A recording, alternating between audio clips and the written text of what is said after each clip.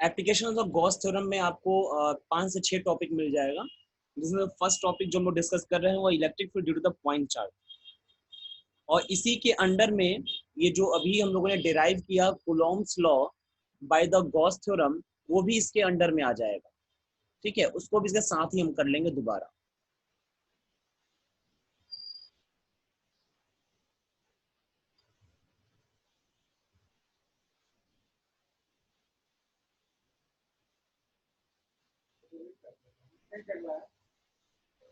ठीक है, अब देखिए अगर हम लोग को निकालना है पॉइंट चार्ज की वजह से, चलिए पॉइंट चार्ज ले लिया जाए। देखो अभी जो मैं पैटर्न बता रहा हूँ इसी पैटर्न पे हम लोगों को आगे बढ़ना है। ठीक है, इस पॉइंट चार्ज की पोजीशन को मैं ओ मान ले रहा हूँ, और हम लोगों को इस क्वेश्चन के अकॉर्डिंग इलेक्ट्रिक फील्ड कैलकुलेट करना है किसी डिस्टेंस आर पर। चलिए मैंने मान लिया कि पॉइंट ए है जो डिस्टेंस आर पर है, और इस पॉइंट पे हम लोग को इलेक्ट्रिक फील्ड कैलकुलेट करना है। इस पॉइंट पे इलेक्ट्रिक फील्ड जब भी जिस पॉइंट पे इलेक्ट्रिक फील्ड कैलकुलेट करना है उससे पास होता हुआ एक गॉसियन सरफेस ले लेंगे। ठीक है, अब ये गॉसियन सरफेस होता क्या है, तो एक सिमेट्रिकल सरफेस आप ले लीजिए। इस पॉइंट से पास होता हुआ मैंने एक स्फेरिकल सरफेस ले लिया है इस तरीके से।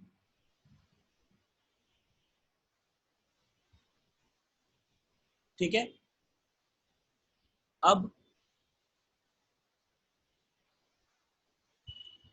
इस सरफेस से पास होता हुआ टोटल फ्लक्स हम लोग कैलकुलेट कर लेंगे।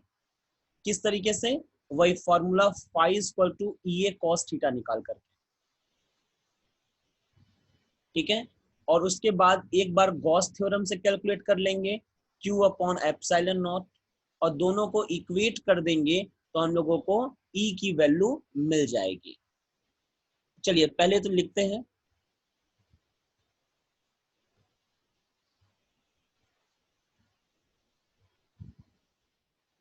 फ्लक्स थ्रू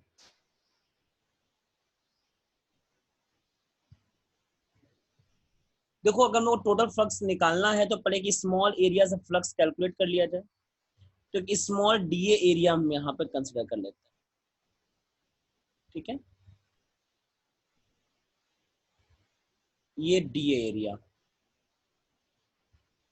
इसका एरिया वेक्टर किधर हो जाएगा, एरिया वेक्टर हो जाएगा इस डायरेक्शन में।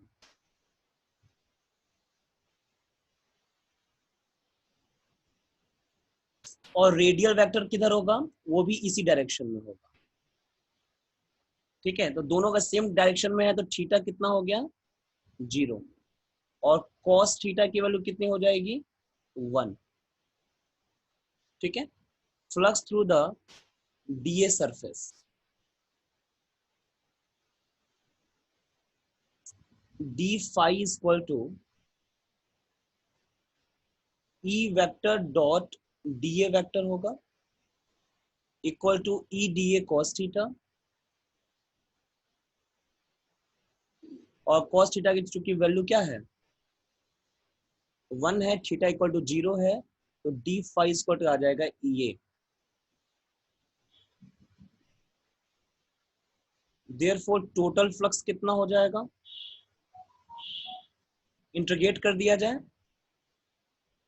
तो d phi equal to total flux है ना, इंटीग्रेट करेंगे तो डी फाई का इंटीग्रेशन फाई हो जाएगा। मैं एक दिन अलग से क्लास ना आपकी इंटीग्रेशन और डिफरेंशिएशन की ले लूंगा अलग से।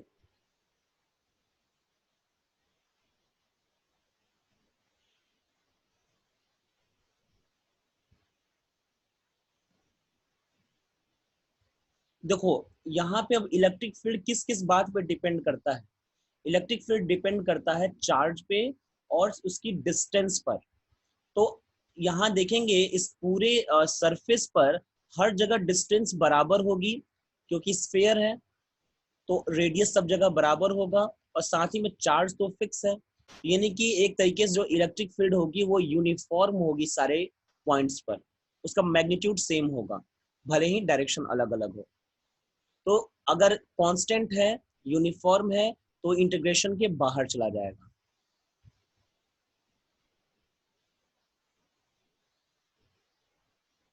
इंटीग्रेशन ऑफ डीए मतलब ये सारे सरफेस, सारे डीए सब छोटे छोटे सारे सरफेस को जोड़ दिया जाए तो सरफेस ऑफ स्फीयर होगा, और उसका फॉर्स का फॉर्मूला होता है क्या है, 4 पाई r²।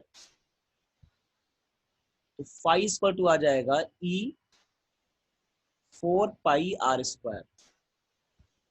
इसको इक्वेशन नंबर 1 बना लेंगे। Now by Gauss law, Gauss law के अकॉर्डिंग क्या होता है, phi equal to net charge inside the surface, तो सरफेस इनसाइड क्यू चार्ज है upon epsilon naught. Equation number 2 from first and second दोनों से इक्वेट कर दिया जाए तो E 4 pi r² equal to Q upon epsilon not.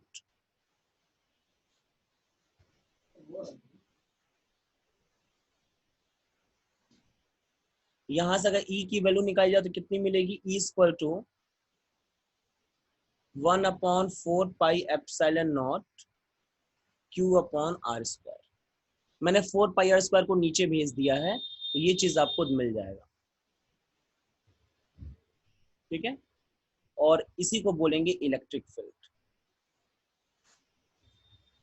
ठीक है।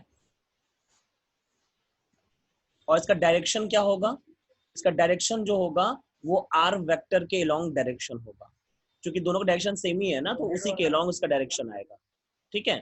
तो अगर वेक्टर फॉर्म में अगर आप लिखना चाहो तो वेक्टर फॉर्म में ऐसे लिख सकते हो,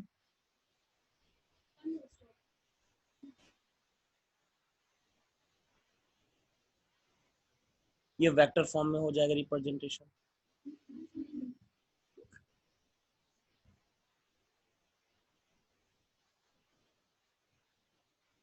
ठीक है।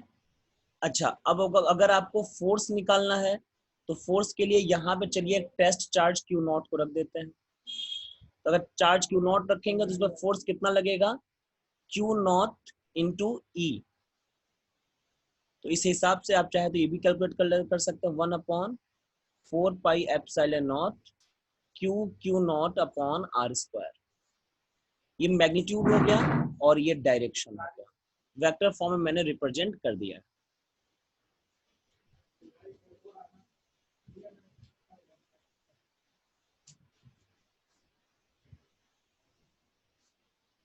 ठीक है, ये इक्वेशन नंबर 4 हो जाएगा और इसी को बोलते हैं कूलॉम्स लॉ।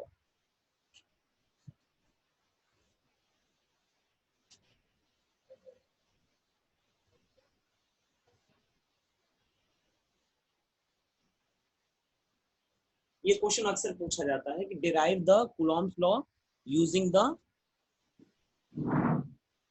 Gauss theorem. इसको आप नोट कर लीजिए फटाक से।